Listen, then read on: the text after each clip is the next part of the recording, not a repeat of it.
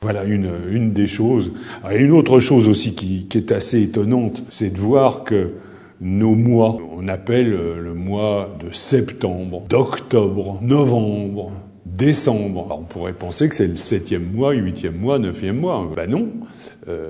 Octobre, justement, c'est le 10e mois. C'est assez curieux. En fait, ça vient du calendrier romain, donc, qui, lui, est un héritier, justement, du calendrier égyptien. Et donc, Jules César a eu la bonne idée, donc, d'aller à Alexandrie et de copier, finalement, le calendrier égyptien. Il en a fait le calendrier julien, qui est un calendrier génial. Vraiment génial. Alors, ça commençait au mois de mars, comme le calendrier romain d'avant. Mars, avril, mai, juin, juillet, août, septembre, c'est bien le 7e mois, octobre, le 8e mois, novembre, 9e mois, décembre, 10e mois, et le dernier mois, étant le mois de février, c'est là où il ajoutait un jour tous les ans. Premier mois devait avoir 31 jours, le deuxième mois 30, 31, 30, 31, etc., jusqu'au bout. Et à la fin, 30, et tous les 4 ans, 31. Parfait. Puis il meurt avant d'avoir vraiment tout réalisé son truc. Et du coup,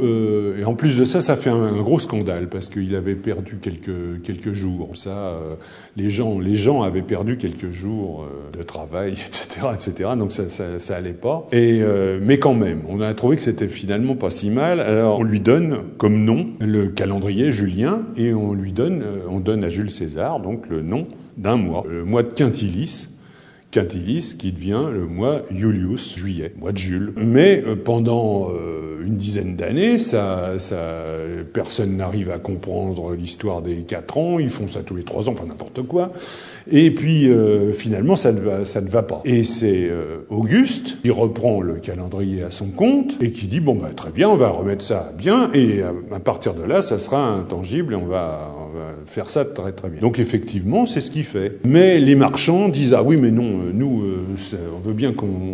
on veut pas commencer comme les militaires l'année avec Mars. Nous les marchands, on commence avec Janus, avec le dieu Janus, c'est-à-dire celui qui regarde à la fois le passé et et donc c'est le mois de janvier. Il faudrait bien que ce mois de janvier ait 31 jours. D'accord? Alors on enlève un mois à février, on enlève un jour à février. Puis d'un seul coup, on dit puisque c'est Auguste qui a pu rétablir ce magnifique calendrier, il a bien mérité d'avoir un nom de mois. Qu'est-ce qu'il faudrait? C'est celui d'après juillet, quoi, d'après le mois de Jules. Après qu'il y ait le mois d'Auguste. Auguste dit oui, en plus ça tombe bien, puisque j'ai gagné beaucoup de batailles justement pendant le mois d'août, enfin ça tombe très bien. Donc on donne Sextilis, qui devient Auguste. Et Augustus n'a que 30 jours. Alors là, Auguste n'est pas content, évidemment. Jules César a un mois de 31 jours, et lui, il n'aurait qu'un mois de 30 jours, c'est pas possible. Donc il rajoute un jour, pour ça que août a 31 jours, et évidemment, on en enlève encore un autre à février.